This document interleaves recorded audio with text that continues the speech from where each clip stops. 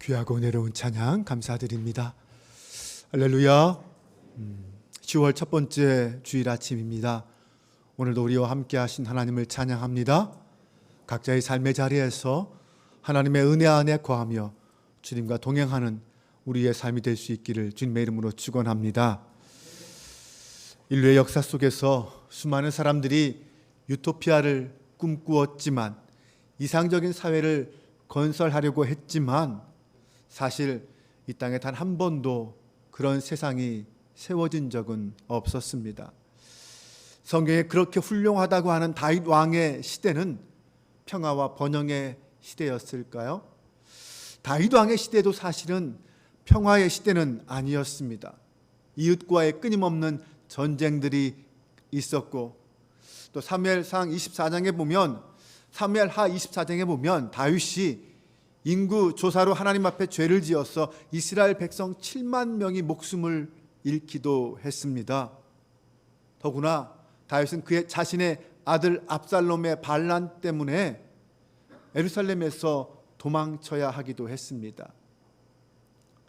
이렇듯 이스라엘 역사상 가장 훌륭한 왕이라고 하는 다윗 시대에도 인간은 죄로 인해서 고통이 끊이지 않았습니다.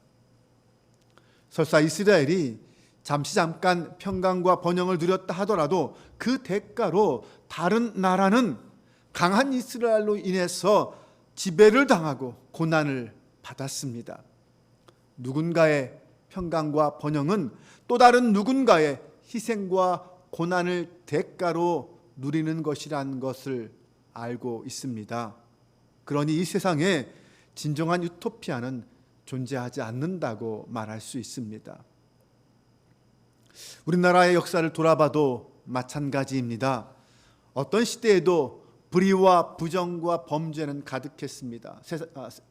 해방 이후에 우리나라가 민주공화국이 되었음에도 불구하고 여전히 억압과 불의와 탄압은 멈추지 않았습니다. 무엇보다 가장 모범이 되어야 할 지도자들이 앞장서서 불의했고 자기 욕망을 채우기에 바빴습니다. 이것이 이 땅의 현실입니다. 아담과 하와 이후 타락한 인류는 하나님을 떠나 죄악 가운데 자신의 문명과 문화를 발전시켰습니다.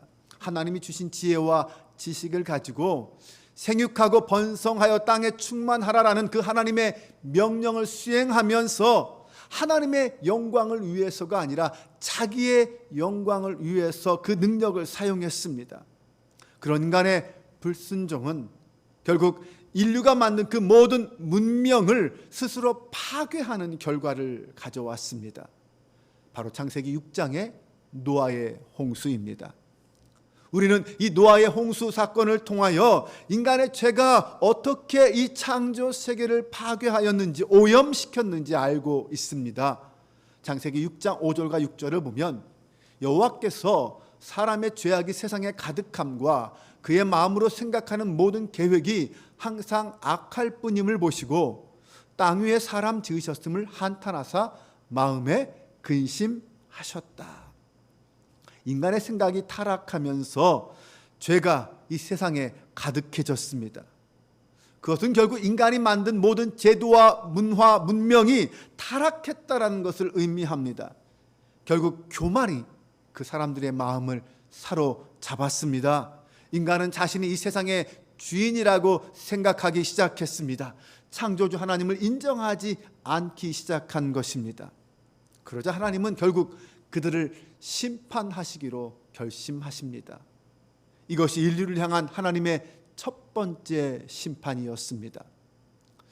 오늘날 우리의 죄와 문화도 바로 그 길을 따라가고 있습니다. 로마서 1장에서 바울은 하나님이 우리의 죄악된 마음을 그냥 내버려 두셨다라고 경고하고 있습니다. 로마서 1장 24절에 보면 그러므로 하나님께서 그들의 마음을 정욕대로 더러움에 내버려 두셨다. 26절에 보면 이 때문에 하나님께서 그들을 부끄러운 욕심에 내버려 두셨다. 28절에는 또한 그들이 마음에 하나님 두기를 싫어하며 하나님께서 그들을 그 상실한 마음대로 내버려 두셨다라고 말하고 있습니다. 더러운 정욕, 부끄러운 욕심, 하나님을 상실한 마음, 이런 것들이 지금 우리의 상태입니다. 지금 우리 인간들의 모습이라는 것입니다.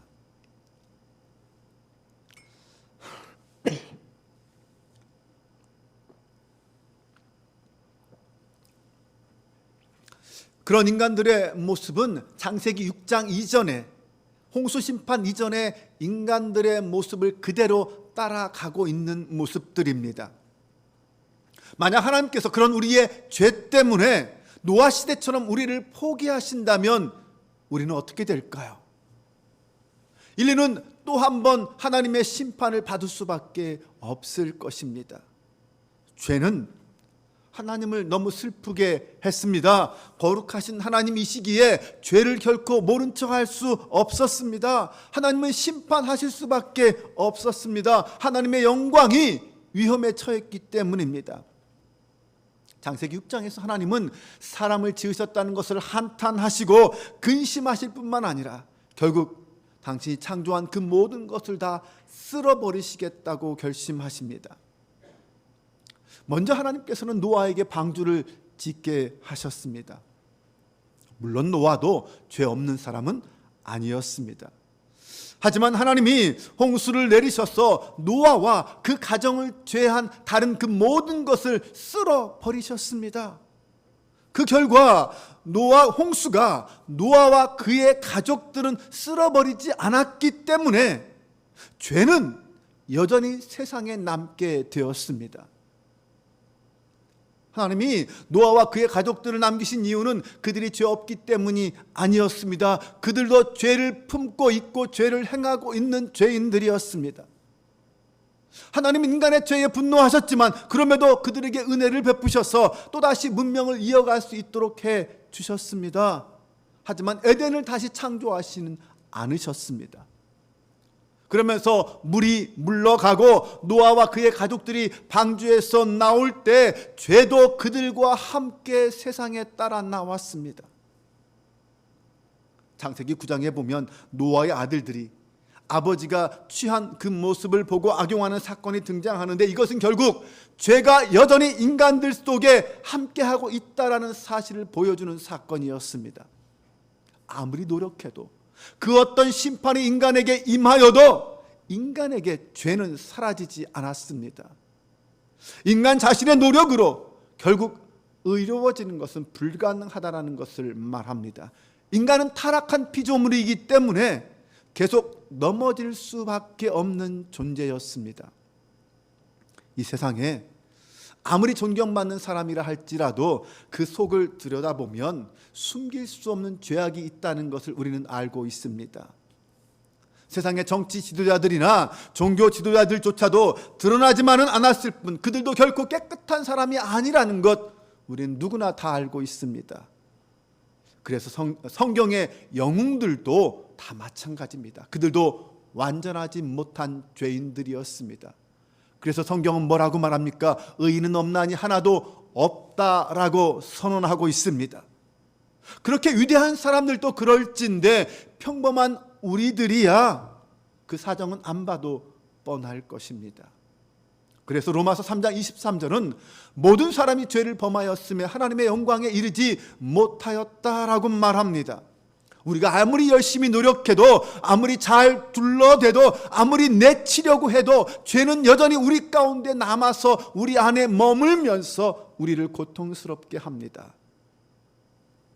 그 위대한 사도 바울도 그런 자신의 모습과 상태를 알고 있었습니다. 그래서 그는 이런 우리들의 모습을 설명을 했습니다. 로마서 7장 15절에서 24절 좀 길지만 제가 천천히 읽어보겠습니다. 말씀에 집중해서 한번 들어보시기 바랍니다. 내가 행하는 것을 내가 알지 못하노니 곧 내가 원하는 것은 행하지 아니하고 도리어 미워하는 것을 행함이라. 만일 내가 원하지 아니하는 그것을 행하면 내가 이로써 율법이 선한 것을 시인하노니 이제는 그것을 행하는 자가 내가 아니요 내 속에 거하는 죄니라. 내 속 곧 내 육신에 선한 것이 거하지 아니하는 줄을 아노니 원함은 내게 있으나 선을 행하는 것은 없노라. 내가 원하는 바 선은 행하지 아니하고 도리어 원하지 아니하는 바 악을 행하는도다. 만일 내가 원하지 아니하는 그것을 하면 이를 행하는 자는 내가 아니요 내 속에 거하는 죄니라.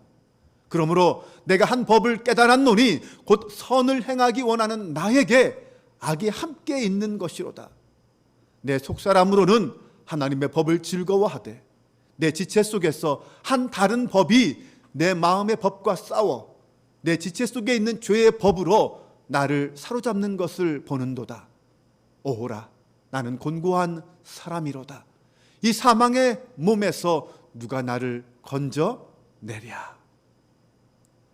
지금 바울은 영적 전쟁으로 인하여 피폐해진 그리스도인의 현실을 적나라하게 표현하고 있습니다. 그의 영은 선을 바라지만 안타깝게도 육체는 약합니다. 선을 행해야 한다는 것은 알지만 완벽하게 행할 수 없습니다. 죄를 피해야 된다는 것 알지만 그 죄를 완전히 떨쳐내지 못합니다. 네, 한 마음에 두 법이 싸우고 있습니다. 우리는 완전한 선을 행할 수 없습니다. 지금까지도 못했고 앞으로도 그렇게 못할 것입니다. 마다 테레사 수녀도 마찬가지입니다. 저와 여러분도 다 마찬가지입니다. 결국 악은 우리를 소유하게 될 것이고 우리는 죄를 행하게 될 것입니다. 이 땅에서는 그 결과에 따라 큰 죄와 나쁜 죄가 있을지 모르지만 거룩하신 하나님 앞에서는 단 하나의 죄만 저질러도 하나님의 진노를 피할 수는 없습니다. 홍수로 쓸려간 모든 사람이 다 히틀러 같은 죄인은 아니지 않습니까? 다시 한번 말하지만 우리는 스스로 악을 정복할 수는 없습니다. 죄는 실제입니다. 분명히 우리 앞에 우리 안에 존재합니다. 그리고 우리는 그것을 어찌할 수 없습니다. 물론 우리가 여러 가지 다양한 방법으로 그 죄를 억누를 수는 있습니다. 다양한 법도 만들고 교도소도 지어서 죄를 막을 수는 있습니다. 하지만 이 세상에 죄인이 존재하는 한 죄악은 반드시 존재할 수밖에 없습니다. 노아의 이야기가 우리에게 전해지는 것 중에 하나는 하나님께서 당신이 지으신 이 아름다운 피조 세계를 정말 중요하게 여기시고 사랑하신다는 것. 하지만 죄에 대해서도 결코 무관심하지 않으시고 죄에 대한 분명한 태도를 갖고 계시다는 것입니다. 성경은 하나님이 벌을 면제하지 않으신다라고 분명히 말합니다. 하나님은 죄에 대한 벌을 면제해 주시지 않습니다. 분명하게 죄에 대한 대가를 치르게 하십니다. 하지만 그 처벌은 늦춰질 수는 있습니다. 또한 우리는 이 노아의 이야기에서 의인이 어떻게 되는지를 알고 있습니다. 히브리서 11장 7절을 보면 노아가 믿음으로 방주를 지었다라고 말합니다. 네, 맞습니다. 방주는 믿음이 아니고는 지을 수 없는 것입니다. 방주를 짓는데 무려 75년에서 100년 정도의 시간이 걸렸는데 노아가 그 긴 세월 동안 쉬지 않고 멈추지 않고 방주를 지을 수 있었던 것은 비록 아직 하나님께서 아무것도 행하지 않으셨음에도 불구하고 앞으로 분명히 하나님이 당신의 뜻 가운데 무언가를 행하실 것이라는 믿음, 그 믿음이 있었기 때문에 포기하지 않고 방주를 지을 수 있었던 것입니다. 노아가 방주를 짓고 있을 때 주변 사람들이 노아에게 어떤 행동을 했을까요? 네, 아마 노아를 찾아와서 깔깔대고 웃으며 조롱하며 비웃었을 것입니다. 그것이 1년, 10년, 20년, 50년이 지나면서 온갖 조롱과 멸시는 더 강해졌을 것입니다. 아마 지금 그와 똑같은 일이 벌어지고 있다면 사람들은 노아를 어떻게 대했을까요? 지금도 여전히 사람들은 그런 노아를 비웃고 조롱했을 것입니다. 심지어 미친 사람 아니냐 이렇게 말했을 수도 있습니다. 오늘날 우리 주변에서는 실제로 그런 일이 벌어지고 있습니다. 지금도 하나님 나라를 세워가는 신실한 믿음의 사람들을 향하여 세상은 이렇게 조롱합니다. 아직도 말도 안 되는 성경을 믿는 사람이 있는가? 과학이 그렇게 발달하고 달과 화성에 인간을 보내는 이런 시대에 어떻게 종교를 믿느냐? 종교는 어리석고 연약한 사람들이나 믿는 것이다. 세상은 이렇게 우리를 비웃고 조롱합니다. 그러나 하나님의 교회는 그럼에도 불구하고 여전히 노아가 했던 그 일을 이어가고 있습니다. 하나님의 교회는 여전히 방주를 지어가고 있습니다. 조롱하는 세상을 향하여 주먹을 휘두르는 것이 아니라 순종과 인내로 하나님의 일을 신실하게 감당하고 있습니다. 믿음으로, 오직 믿음으로 말입니다. 믿음으로 우리는 하나님이 과거에 행하신 일들을 봅니다. 믿음으로 우리는 지금 그분이 하시는 일을 보고 앞으로 미래에 하실 일도 믿음으로 봅니다. 우리가 보기에는 너무 많이 미루어졌을지는 몰라도 분명히 하늘의 창은 열릴 것입니다. 죄악이 관연한 이 세상을 하나님은 분명히 심판하실 것입니다. 아주 오래전 이 땅의 하늘의 창이 열리면서 40일 동안 비가 내렸습니다. 그 비는 온 땅을 덮기에 충분했습니다. 홍수는 수많은 사람들의 죽음을 가져왔습니다. 하지만 그 중에 오직 노아와 그의 가족만은 구원을 받았습니다. 하늘의 문이 열리면 우리는 하나님의 참된 모습을 보게 될 것입니다. 노아의 때에 하늘의 창이 열리자 이 온 우주를 통치하신 그 하나님의 모습이 드러났듯이 그렇게 우리는 이 땅에 다시 하늘의 창이 열리는 그날에 하나님의 의로운 심판이 얼마나 무섭고 두려운지 보게 될 것입니다. 우리 하나님은 거룩하시고 만물을 공평하게 심판하시는 분입니다.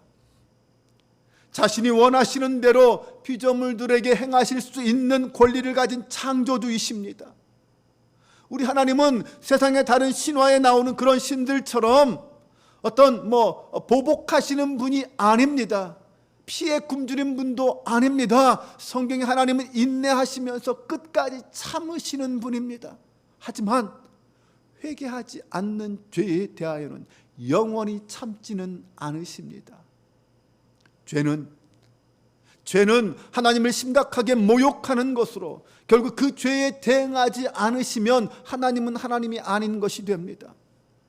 하나님의 거룩하심은 너무나도 위대하시기에 죄악에 대하여 도저히 눈감아 주실 수 없습니다. 하나님께서 이후로는 다시 물로 심판하지 않으시겠다고 하셨지만 우린 여전히 또 다른 심판의 가능성을 바라보고 있습니다.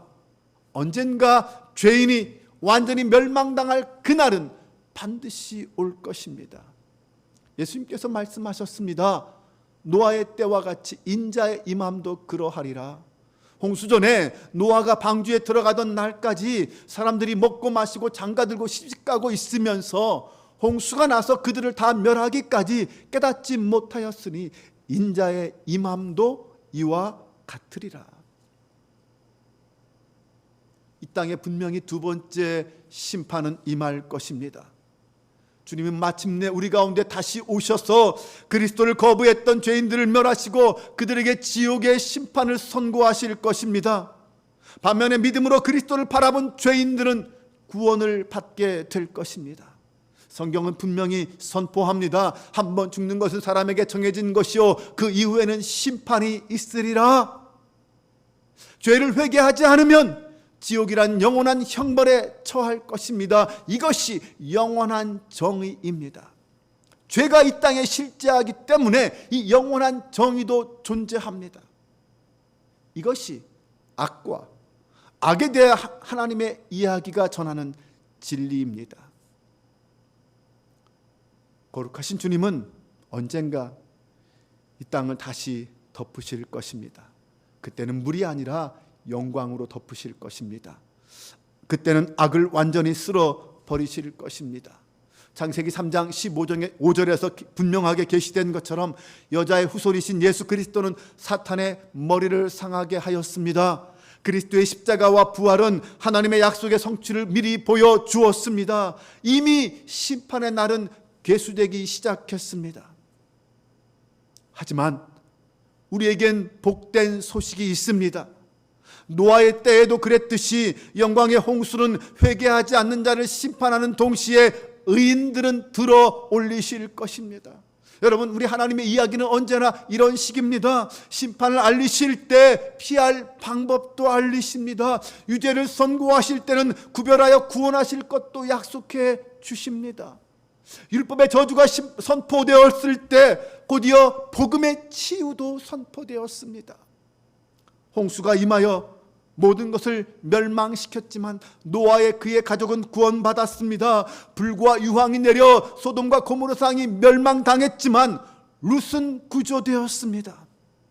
최후의 심판의 날 마귀와 그들의 거짓말을 믿는 자는 영원한 불로 떨어질 것이지만 그리스도를 믿는 자들은 영원한 영광의 자리로 올라가게 될 것입니다. 이제 우리는 우리의 역할을 깨닫는 것이 중요합니다. 노아는 예수님의 모형입니다. 그리고 우리는 노아의 가족입니다. 예수님은 참되고 더 나은 노아라고 성경은 표현합니다. 즉 예수님은 하나님 앞에 온전히 순종하셔서 의롭게 순종하셔서 하나님 나라를 세우고 자기의 신부들을 그 나라에 들여보내서 구원받게 하신 노아입니다. 그 예수님으로 인하여서 이 땅에 하나님의 공의가 사랑이 완벽하게 성취되었습니다. 주님은 당신의 사랑하는 자녀들을 위하여 처소를 예비해 놓고 계십니다. 이제 우리는 그 노아의 때에 노아의 공로로 그의 가족들이 구원받은 것 같이 그리스도의 공로로 구원받은 사람들입니다. 여기서 방주는 심판과 은혜가 교차하는 그 십자가를 의미합니다. 십자가에서 하나님의 진노가 쏟아졌고 동시에 그곳에 하나님의 사랑도 부어졌습니다. 예수님은 하나님의 백성에 대한 위대한 사랑의 행위로서 우리가 당해야 될 그 모든 저주의 십자가에서 우리의 저주를 대신 받아주셨습니다. 히브리서 11장 7절은 이렇게 말합니다. 믿음으로 노아는 아직 보이지 않는 일에 경고하심을 받아 경외함으로 방주를 준비하여 그 집을 구원하였으니 이로 말미암아 세상을 정죄하고 믿음을 따르는 의의 상속자가 되었느니라. 이렇게 방주가 진노를 피할 수단이 된 것처럼 십자가도 진노를 피할 수단이 됩니다. 노아의 가족이 노아가 하나님께 순종하여 나무로 만든 그 방주에 달려가서 피난처를 찾아 구원받은 것처럼 오늘 하나님의 자녀들은 그리스도의 완벽한 순종의 결정체인 그 십자가로 달려가 그 피 묻은 나무를 피난처로 삼을 때 구원받습니다. 하나님은 위대한 사랑으로 당신의 아들을 십자가에 죽게 하셔서 누구든지 그를 믿는 자는 멸망하지 않고 영생을 얻게 해주셨습니다. 다른 곳에는 그 생명이 없습니다. 예수님은 요한복음 14장 6절에서 분명히 말씀하십니다. 내가 곧 길이요 진리요 생명이니 나로 말미암지 않고는 아버지께로 올 자가 없느니라. 예수님을 거부하는 것은 생명 그 자체를 거부하는 것이 됩니다. 예수님이 바로 생명이십니다. 그러므로 사랑하는 여러분, 오직 예수님에게서만 그 생명을 찾으시기 바랍니다. 예수님에게서 쉼을 찾고 예수님에게서 만족과 희망을 찾고 기쁨을 찾을 수 있기를 바랍니다. 앞으로 이 말 그 심판을 의식하지 못한 채 매일매일 정신없이 바쁘게만 살지 마시기 바랍니다. 하나님을 의식하며 하나님의 심판도 의식하며 하나님의 이름을 부르며 살아가시기 바랍니다. 그럼 우리가 저지른 이 죄악들은 어떻게 되는 것일까요? 하나님께서 내가 지은 이 죄들을 인정해 주실, 어떻게 이해해 주실까요? 요셉의 이야기를 해보겠습니다. 요셉은 자신을 판 원수들인 그 형들 앞에서 마지막 그가 이렇게 말했습니다. 당신들이 나를 해하려 하였으나 하나님은 그것을 선으로 바꾸셨다. 네, 하나님의 마지막 최종 단계는 언제나 선이었습니다. 영광이었음을 기억해야 합니다. 따라서 언제나 하나님은 악조차도 당신의 선을 향한 주권적 목적을 위해서 사용하십니다. 그래서 사랑하는 여러분, 오늘 이것이 우리에게 얼마나 위로가 되는지 모릅니다. 하나님은 악에서 당신의 손을 놓지 않으셨습니다. 그 악도 죄도 하나님의 섭리와 간섭 안에 있습니다. 따라서 나에게 임하는 그 모든 악도 하나님의 눈에서 벗어날 수 없고 하나님의 섭리 안에서 하나님의 선하신 목적을 이루는 수단이 될 수밖에 없습니다. 그러므로 여러분, 비록 우리가 죄에서는 벗어날 수 없는 연약한 죄인이라 할지라도 스스로 자신을 포기하거나 절망하지 마시기 바랍니다. 주님의 십자가는 우리를 향한 하나님의 은혜와 구원의 영원한 표지입니다. 십자가는 나 같은 죄인에게 돌아가야 할 그 하나님의 모든 진노를 대신 흡수하였고 영원히 제거해 주셨습니다. 이제는 하나님의 분노는 사라지고 하나님의 사랑만 남았습니다. 하지만 그럼에도 불구하고 우리는 어떻습니까? 여전히 우리는 매일매일을 망치고 있지 않습니까? 지금 이 순간 나의 죄를 자백하는 순간에도 내 마음 한편에서는 또 다른 죄가 싹트고 욕망이 올라옵니다. 그럼에도 불구하고 우리를 향한 하나님의 사랑은 변함이 없으십니다. 언제나 주님은 우리를 용서하시고 참 평화를 공급해 주심을 믿으시기 바랍니다. 그리스도께서 오셔서 우리의 모든 죄를 담당해 주셨습니다. 나를 덮어주시기 위해서 그 보배로운 피를 다 흘려 주셨습니다. 그 복음이, 그 주님의 사랑이 우리 안에 들어오면 나를 다스리고 내 안에 열매를 맺게 되고 하나님의 은혜에 충만하게 됩니다. 우리가 그리스도를 믿으면, 신뢰하면 우리는 그 구원의 이야기에서 하나님 편에 서게 될 것입니다. 그러면 그 하나님 나라가, 주님이 예비하신 그 천국이 내 안에 들어와서 내 안에 거하며 하늘의 평화를 줄 것입니다. 그러니 결코 다른 편에 서지 마시기 바랍니다. 모든 죄악을 이기고 하나님 나라를 세우시는 예수 그리스도의 편에 서서 오직 주님의 십자가만 바라보는 저와 여러분이 될 수 있기를 주님의 이름으로 축원합니다.